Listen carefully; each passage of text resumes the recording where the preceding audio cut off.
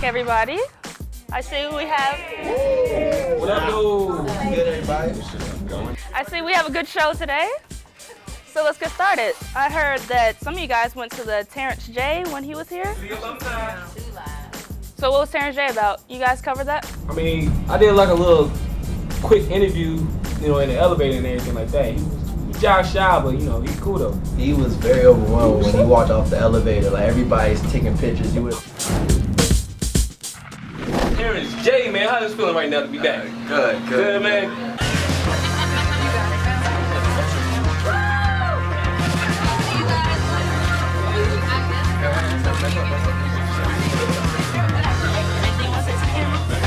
It's overwhelming right now. It's just overwhelming. It's a lot. I mean, the book, man, I open up in the book. I talk about my time here at A&T. I talk about a young lady that I dated that died, that really had an impact on my life.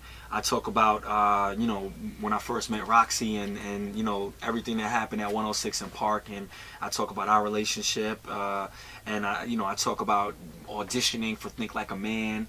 I talk about when I got diagnosed and found out I had vitiligo. I mean, so I talk about not knowing my biological father. So it's a lot, you know. I don't scratch the surface at all, and I told all of those real stories so that anybody out there that's going through a real story will know that it's okay. You know, will know that there's light at the end of the tunnel, and that, you know, whatever you want to do, you can still accomplish your dreams no matter how many chips are stacked behind you. I was born on welfare. Like, I was literally born into, you know, low-income housing on welfare, and now if you turn on your TV tonight at 7 p.m., I'm on there with a suit on, standing next to Juliana Rancic and Ryan Seacrest. And so I've never had anybody, you know, hand me anything, or I don't have no uncle that's, you know, works in none of that. And so I just wanted to tell the story and let anybody know, whatever it is, you can work from absolutely nothing, from ground zero, from wherever you are, right here in North Carolina, and you can go wherever in the world you want to go. So can I get an Aggie pride? Aggie pride! I was a groupie when he came. I was too. I was pretty. Yeah, I think I saw the clip. I can't believe you. And he had a pep rally. He was here for his book, right? Yeah. Hey, who's in the book? I got a copy of the book. I ain't ready yet though.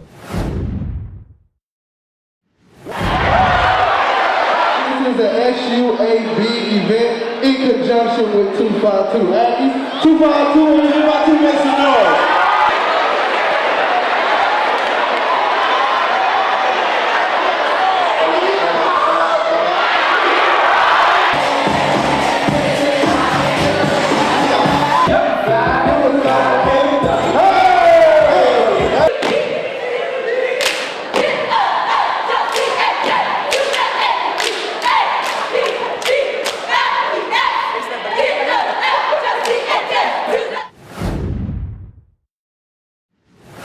He gave like a little Make sure you copy the motivational book, speech Terrence J. for his book.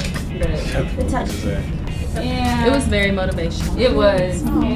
And have you guys heard the song Last Night by Sebastian Michael? His new song. Yeah, you were there with Wale. How was Sebastian? Sebastian's cool. He's laid back. He can really sing. Sounds like he does in the studio, which is a really good thing.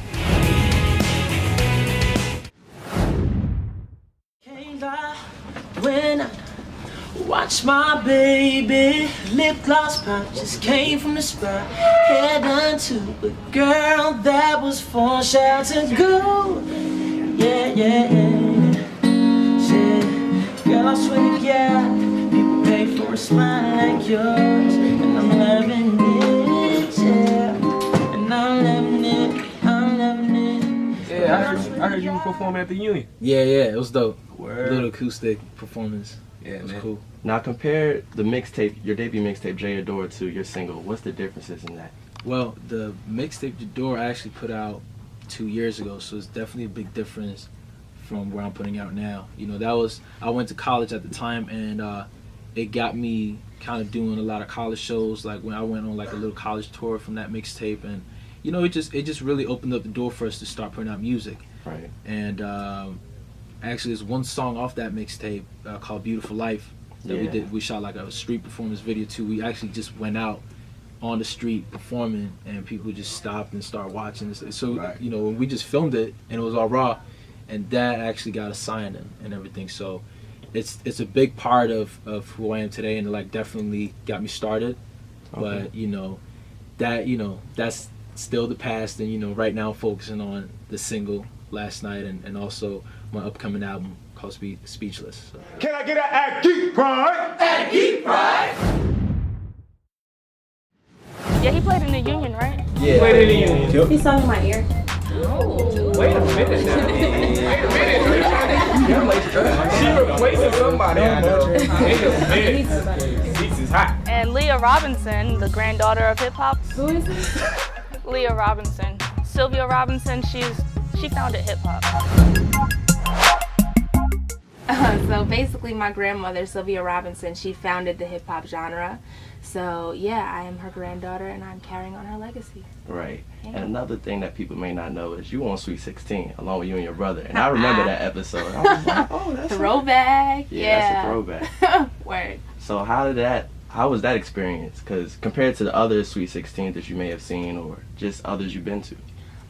It was really, really cool. A lot of people don't know, but me and my brother Darnell actually used to do commercials and stuff, and we had stopped for a long time, so I got like awkward again in front of the camera. Right. So having the cameras on you 24/7, it's like, okay, it's either you're gonna look awkward 24/7 or you're gonna break through that, and I just happened to break through it, and it got me more confident with the camera and having people around, and it was awesome. But I definitely got to see that show is very scripted.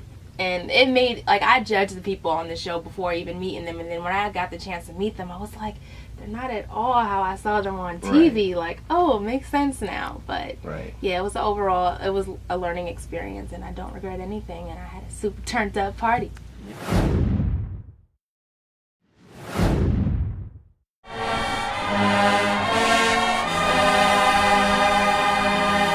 This is an A&T Historical Minute, and I'm Alex Ravel. Bluford Library. To many students, the name is very familiar, but this is not the original Bluford Library. The original Bluford Library was built in 1955. The library was named after the university's third president, Ferdinand Douglass Bluford, who served from 1925 to 1955. The current Bluford Library, dedicated in 1991, cost $16 million. The library currently offers over 700,000 volumes and over 60,000 ebooks. The library also offers iPads, Kindles, e-readers, and more electronics to check out. On the second floor now contains a lounge for students to eat and drink in. The library is 153,000 square feet and can hold over 1,000 students comfortably. I'm Alex Ravel, and this has been the A&T Historical Minute.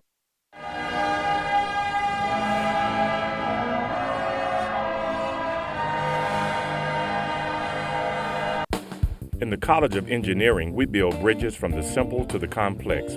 We have graduate and undergraduate programs in 6 departments. Our students and faculty study topics that touch your life today and affect your world tomorrow. In the College of Engineering, we make the future now. For more information, visit us online.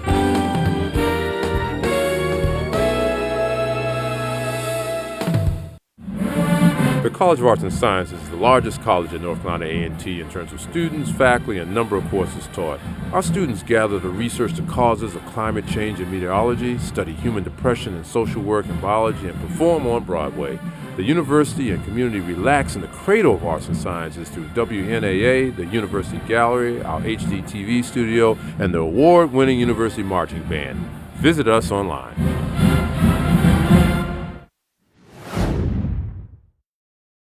What's going on, everyone? It's Leah Robinson here, granddaughter of hip hop, and I'm rocking with the Aggie Insider. Hey! And there was a gospel show here last week, right? The 100 Man's Choir, they showed out hailing from the Bull Cities themselves. Joshua Rogers from Sunday's Best, he showed up. I thought I could sing. This guy was just like, What's going on, Aggies? I'm Stephon Ellison here with the Aggie Insider. I'm here at Harrison Auditorium at the Lyceum Series 2013. Keep it locked.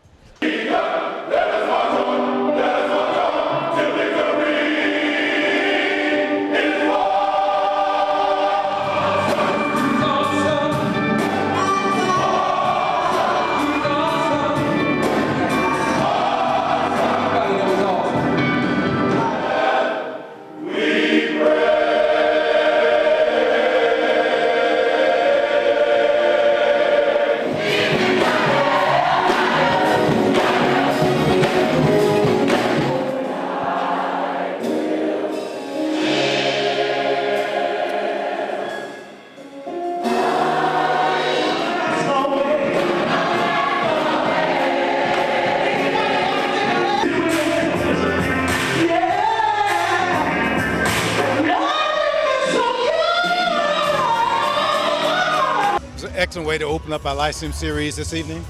Incredible show. Right. Just remarkable talent from the 100 Men in Black to our university's gospel choir to Josh Rogers. It was just an excellent show. Absolutely. It was an excellent show. If you was not here, I don't know, you missed out on a good Sunday. It's not even Sunday, but Chancellor Martin made time to come here today. So that's excellent. Back to you, Aggie Insider. That was cool. Was Kurt Franklin there? Kurt had something else. He's been waiting a couple weeks. And then there was also spoken word. That was. I went there expecting just to see spoken word, but they had the dancers, they had singers, rappers, all of that. A&T's very own Couture Productions had a successful turnout last week when they hosted their second annual Throwback Word Show featuring many spoken word performances, singers, rappers, and dancers, showcasing their talent while paying homage to those like Tina Turner.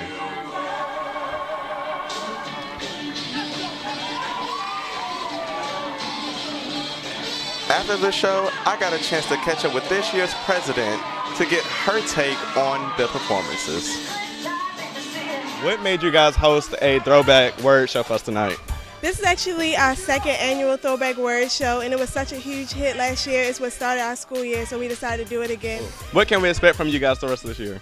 Coming up, we have a fashion show. We're not releasing the date yet, but we'll be doing a traditional fashion show since G-Ho does not have a fashion show in the lineup. Also, we'll be performing at the G-Ho Countdown, which is a gym jam. They're opening up with a runway, and we're teaming up with Verge. We'll have like 30 models, high fashion, and we're just ready to rip the runway. October 28th in Corbett. Okay, well, thank you, Kellen. You guys can check back with Aggie Insiders to see what's coming up next. Thank you. You guys went to the International Food Fest? Who went to Yeah, I went. They had about 8 countries there. They had like Kenya and Jamaica. They had jerk chicken. Your man. Your man. Jamaica, man.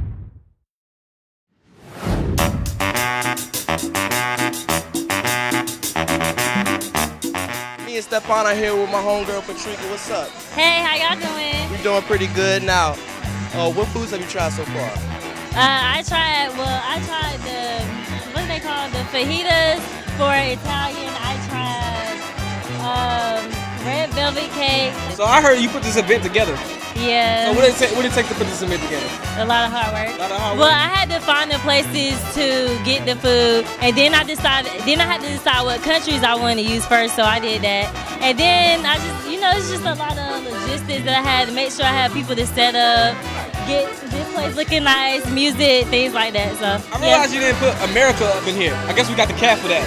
But that's cultural. Like, we in America, so we bringing the culture to America. Right. International Food Fair today produced over 300 people that came out today. That's love. A lot of love, man. This was the move tonight. If you missed it, oh well, man. Stay tuned for more Aggie Insider. This is our world. It's a place of wonder, a place of opportunity. It's also a place that graduates of North Carolina A&T State University enter with grand ambition. Classrooms, hospitals, corner offices, laboratories. These are the places where our students flourish. It's proof our graduates leave here prepared for the careers that await them. It's why you'll find Aggies everywhere, making a difference in the world.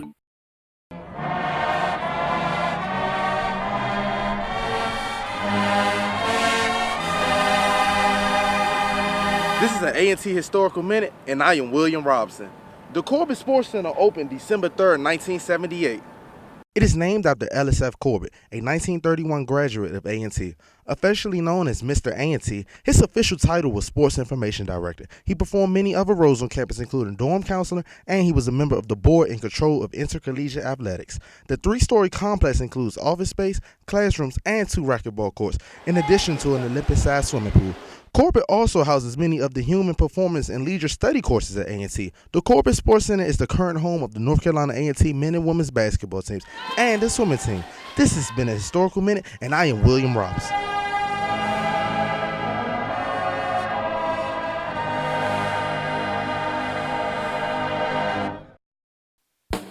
In the College of Engineering, we build bridges from the simple to the complex.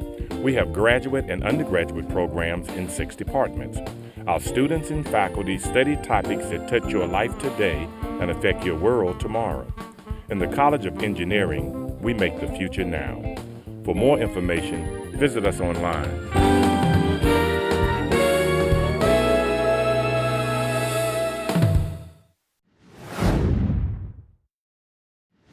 Entrepreneurs, like there was that Bombshells group. You guys covered that, right? Well, Bombshells on Business is a new organization that Shelby Christie, she was the founder, and she founded it last semester. Of A&T. I founded it because I saw that there was a need on campus for training, career training specifically, and just teaching people kind of how to navigate the real world. People get adjusted to college and they don't really know how to transition into the real world, into the working force. So it's basically put in place to get collegiate women ready for the workforce, whether that be financial literacy, whether that be career training, whether that be reviewing resumes, teaching them how to write certain kind of proposals, building networks, building connections, just getting everyone ready. So Bombshells in Business is just a resource for collegiate women to get ready to be competitive out in the global market. They'll experience first a sisterhood. We're really close to one another. We enjoy each other's company. We support one another. We uplift one another. So that's number one. Secondly, they'll have a network of women. Some of us own businesses. Some of us work in certain areas, in arenas that can, help and cater to women within the group. So we want to build a network in our own organization. So they'll experience a network, and they'll experience enrichment, knowledge. Workshops and things like that. We really want to enrich you and grow you into a businesswoman, and not just in the sense of being an entrepreneur and owning a business, but being a brand and a well-rounded woman and know how to market yourself out into the real world. It's specified by the university that you need to have a 2.5 to join our organization. That's really our only specification. We don't want to exclude anyone because that's why we're put in place, to get to people who don't really have what they need to have already. So we don't want to exclude anyone. And it's not only for women, it's also for men, so you guys Bombshells. Yeah. I'm a bombshell. Our own boss was there with her. Big boss made do this. Not your girl, Melanie. At the Entrepreneur Fest. Let's step on Ellison with the Aggie Insider. I'm here at the National Entrepreneur Fest. We're all about music. Music's the one thing that universally connects all of us. We're not just about, rappers, singers, poets, We're about commercialism. We're about unifying the world. So this is something that's kind of been a passion of mine for a while. We're not training entrepreneurs on how to be better entrepreneurs. We're just simply giving them a platform to promote their business. Just let them know that SGA is behind them and we support what they do. What up, Aggie? Over my man Jerome John and his company, Jerome Cycles.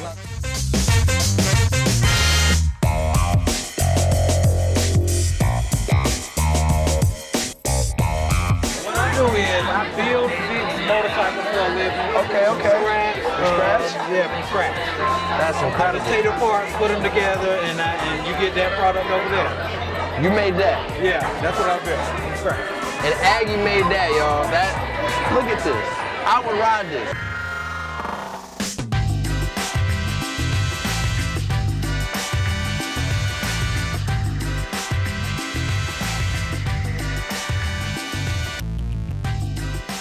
So my name is Victoria Bowden.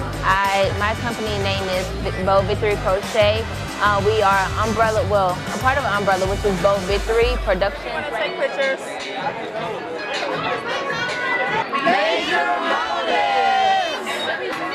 I didn't see very many college-based shows that uplift students. Pretty much most of it is detrimental to the Black teenage 20-year-old age group. So I wanted to do something pretty much starting our own movement to help people spread positivity. I loved it. The turnout was really good. It was a great thing. Oh, there's this girl on campus. She does like great artwork. Like Adrian, you were there, right? I had the chance to interview her, and she, like when I say she was so dope with her hands, like it's so crazy. We're here today with the super talented Brandon Bennett, here on the Artist Spotlight on Aggie Insider. What or who inspired some of your pieces? Most of my work is inspired by African American women in today's society. I like to use them because they're very empowering. Most of them are very sophisticated, and there's something for us to look up to. What is your favorite kind of art supply to use? My favorite of all time is mixed media, which is this piece right here. I can use anything in the world to create a mixed media piece. This one consists of acrylic paint, sand, and then like household materials. My favorite, Janelle Monáe and Chrisette Michelle. Okay. I did those both in the same semester, so both of those have the same type of style. Those were my favorite. Notice that you do have a clothing line coming out, Tailored. Would you like to tell us a little bit about that? Yes, Tailored was inspired by Tiana Taylor. Okay. It also came from kind of like an alter ego. Taylor, she's influenced by the urban lifestyle, and so I incorporated that into my designs. All of my designs are crew necks.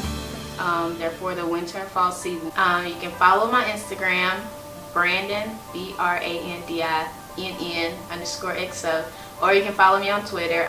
I am _Picasso. You just gotta go see, like, I can't even describe it, but like the Janelle Monáe one looked exactly like like exactly like her. It was really good, like, yeah. You guys were talking to some random hair people as well? I've been rocking this mohawk for like 4 years now, but I just put the color in right after high school.